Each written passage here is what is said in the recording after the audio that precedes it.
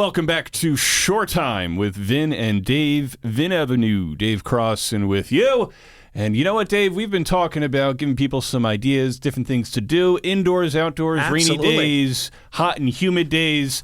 Well, we've got a guest where you can go to any day, regardless of the weather. Exactly. Indoor event. Toni Cartelemi. Thank you so much. I appreciate it. Nice to see you guys, or nice to hear you guys. Toni, first of all, thank you so much for coming on today. You know, we've known each other for quite some time, and I just felt it was a good opportunity to have you come on and talk about your background, being a psychic up in Essex County, but I understand that you have relationships with people for your services all over the state. It doesn't have to just be up north. That's where you're out of. And I wanted to have you come on the show and just talk about how you got started being a psychic. How did you know that this was a calling? And just tell me a little bit about that background. Well, I guess around 11, 12 years old, I kind of used to have all these interesting dreams. And then they started coming true, and I didn't really know what that was about because I was very young. And, of course, I would tell my mother, and long story short, my mom was against all this stuff because, Catholic and, being Italian and that whole, strict type of family. And little did I know, my mom was psychic. Oh, wow. So, okay. But she never told me until I was older.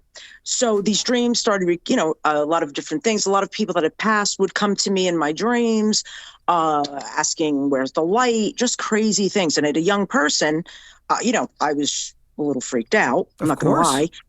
I started researching things in the library and things like that. But then I also found out I have an uncle, a great uncle, that was a spiritual medium. And he was known, he was from Italy, and he came into New York and Manhattan back in the 1920s. And he actually was put up by a pharmacist. They put him up because he was so good. And he was also a painter. He was amazing. And he basically used to hold seances. They'd put him behind, how do I say it, like a curtain. And they would tie his hands and his feet against the chair, and basically they'd pull the curtain closed, and they'd have seances.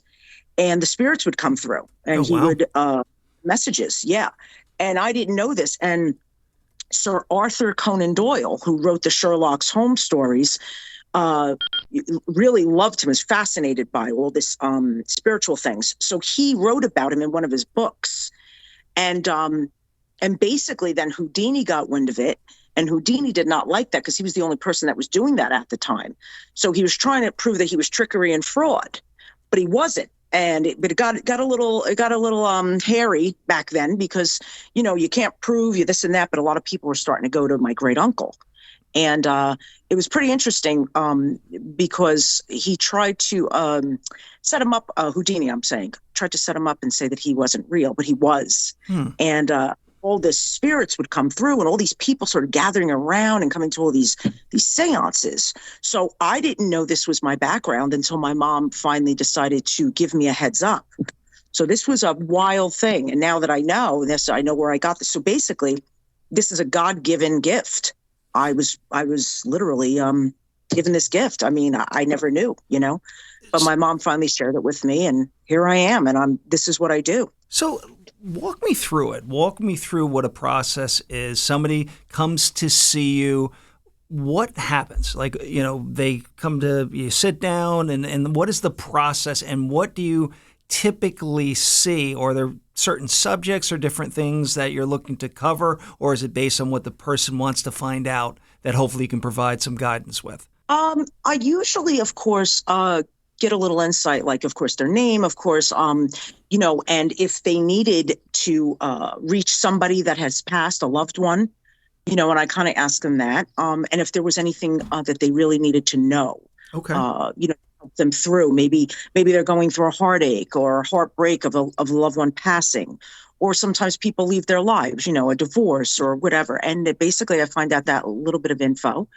And then I kind of ground myself, because you have to ground yourself. You have to kind of do a little meditation, and you just bring your spirit guides in, and you basically just tune into the person, and basically that's what you do. And then you just start flowing, and you get all this info, and you just want to confirm it with the actual person that's being read. So you ask them, does this resonate with you? Like, I have a woman named Ruby here. Does this resonate with you? Oh, that was my aunt. Long story. And that's how you just flow. And it really, if people get the wrong idea, they think, well, if you know, then why are you asking? I'm not asking. I'm confirming that's resonating with you. So I know I got the right person that I'm bringing. You know what I mean? I do know what you mean. Well, let me ask you this. So then when you're not with somebody in, say, a session, do you have how do you turn it on and off? Like, are you at a setting? Maybe you're at a dinner or out with friends, and do you see somebody, then all of a sudden you just get these images or thoughts or different things about them, and how do you shut that off? Yeah, that's a tough one sometimes, because sometimes, spirit, of course, this is crazy. It sounds crazy to people, but spirit sometimes needs you to tell certain people things, and they need to give a message. So that's a tough one sometimes. So I do try to ground out and say, okay, I'm not receiving any input tonight. I'm off the clock right now, please. Okay, I get it. Absolutely. But, sometimes you do find that you start to see somebody and you start staring at them and like, oh boy. And I start getting things like, I'm like, something's going on with this person. And I'll start seeing things in my head. I'm like, geez, but I'm out. So I don't really want to. But how do you handle that? Like, do you want to go to the person and say, hey, somebody has come to me or wants to pass on a message? Or do you just say, you know what? I just keep that to myself because it's not something that either I know well or know at all, that I won't mention it.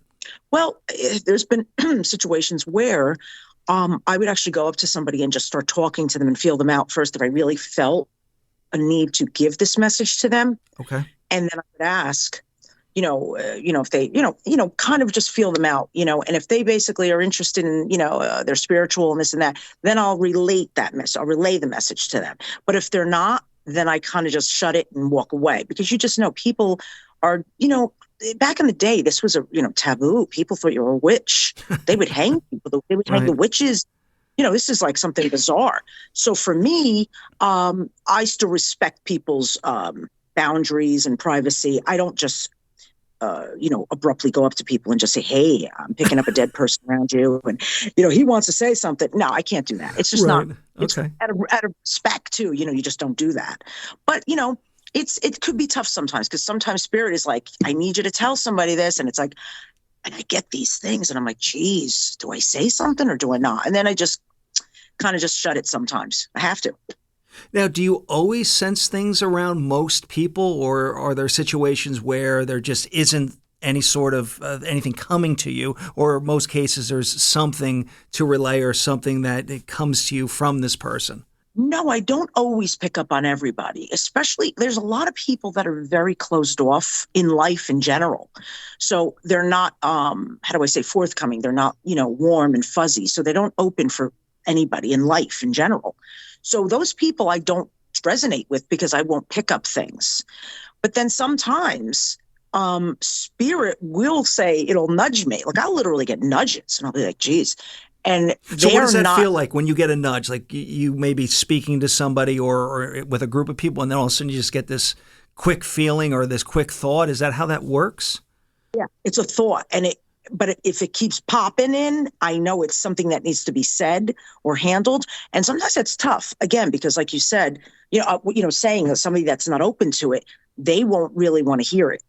So it's almost, but that's the other thing. You really have to be, the other person has to be reciprocate. Like, they want to reciprocate. They want to be open to it. Otherwise, I really can't give that message to them, Do most people, are they comfortable with, say, when you say something to them that maybe they don't know you that well and you just want to pass this on, that they're like, okay, receiving, or do some people, they just don't want to hear it for whatever reason?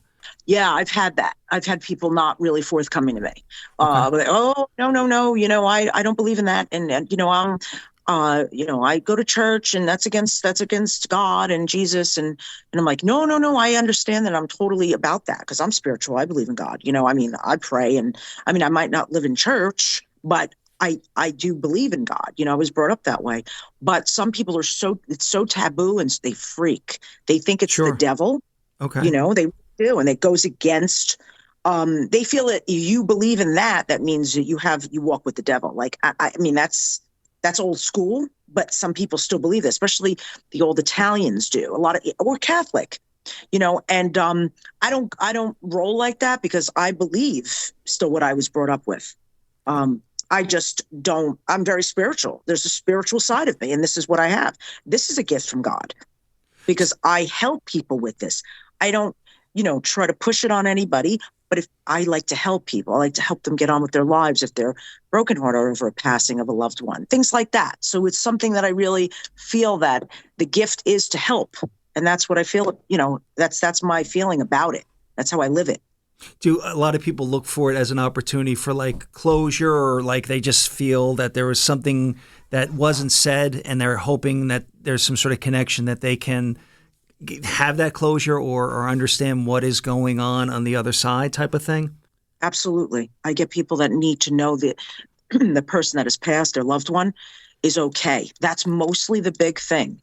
Are they okay? Are they still with me? Okay. Did they suffer? And I love to help people because when I resonate and I give them the actual person and it ties and I give them something that nobody else would know. And they're like, oh my God, nobody could know that, and I'm like, okay. I'm like, well, then that's your person. Okay.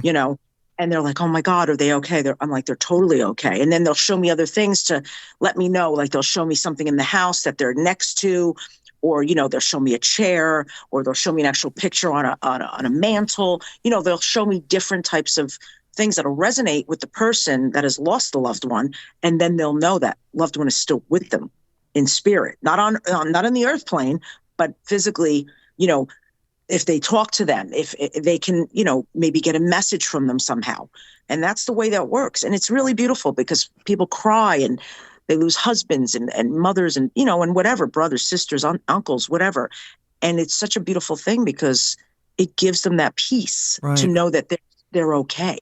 They're still around them, but they passed. They went the other side, and they're okay. It's amazing. Well, Toni, let me ask you this here. Having this ability, do you find people, friends, or people that constantly asking you questions and different things about what's going on, just when they see you, when you're out, whatever the situation is, that people feel that, hey, let me ask Toni what's going on out there, or is there somebody trying to send me a message? I get that a lot. It's like sometimes you're like, oh my God, I'm off duty. But I'm saying, it's tough. Yeah, I do get a lot of friends that'll say, listen, I need your input, or are you feeling anything about this situation? Or, yeah, I get that a lot. And sometimes that's hard because, when you're reading all day or, all night, and you're reading 6 to 8 people a day, and then, a friend or whoever, kind of wants to tap in and ask you a question, you're kind of like, oof. So you kind of want to, it's tough sometimes, but I mean, I've learned to separate it a little better. And I think they understand because it takes a lot of energy off of you, Sure. It really does. You don't know that it does, but when you get very hungry after readings, you start to get very tired. It's a lot of energy because everything's energy, when people pass, energy, you know what I mean? All the spiritual stuff it's all energy. It's electrical. It's energy. That's how they come through. That makes sense. No, I wanted to bring that up because I was thinking, here you are when you're not doing this. I could see people wanting to always ask you various questions and to be able to kind of separate the two. I felt that could be a challenge.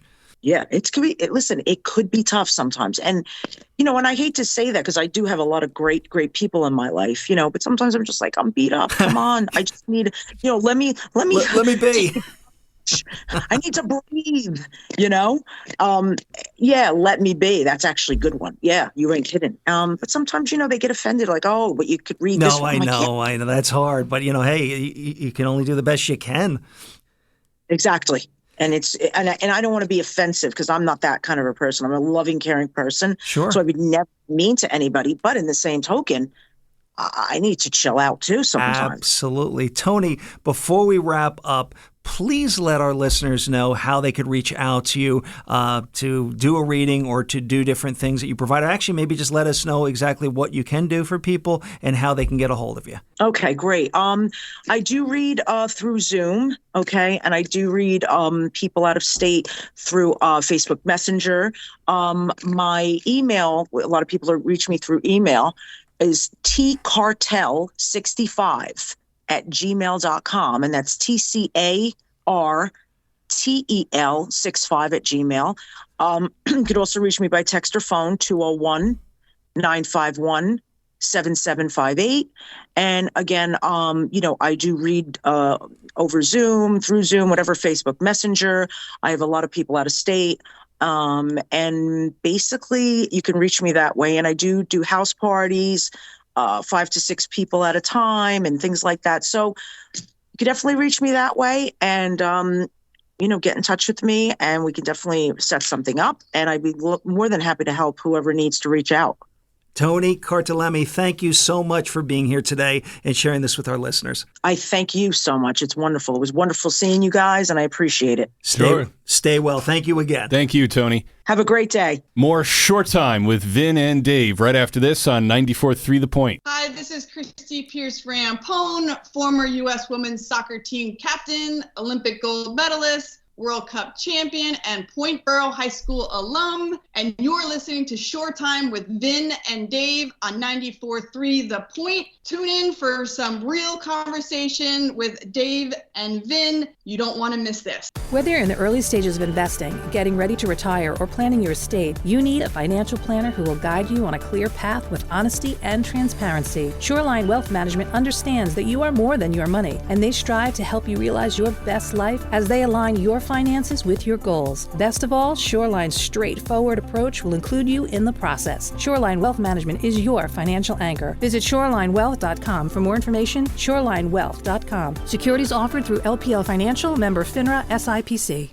Hey guys, time to get in on the action for the biggest moments in basketball with PrizePicks, America's #1 fantasy sports app. Just select 2 or more players, pick more or less on their projections, place your entry, and win up to 100 times your money. Right now, PrizePicks will match your first deposit of up to $100. Just download the PrizePicks app and use the code GET100. That's code GET100 on PrizePicks for a first deposit match of up to $100. PrizePicks. Pick more. Pick less. It's that easy.